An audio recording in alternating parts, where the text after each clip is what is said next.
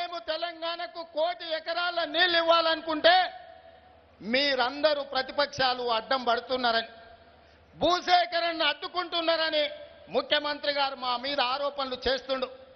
భూములు కోల్పోతున్న దళితులకు, పేదలకు, బలహీన వర్గాలకు, కుల వృత్తులకు, చేతి వృత్తులకు న్యాయం చెయ్యి, వాళ్ళ భూములు తీసుకో అని మేమంటే వాళ్ళ మీద లాఠీ చార్జులు చేసి తుపాకీ తూటాలు నువ్వు పేల్పించినావు.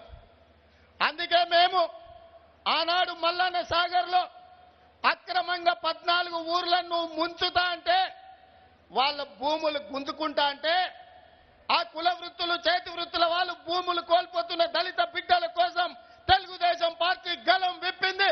48 గంటలు దీక్ష చేసింది. మల్లన్న సాగర్లో మునిగిపోతున్న పేదలకు అండగా ఉండి నష్ట పరిహారాన్ని ఇప్పించింది తెలుగుదేశం పార్టీ అన్న సంగతి నేను ఈ సందర్భంగా తెలియజేస్తున్నా.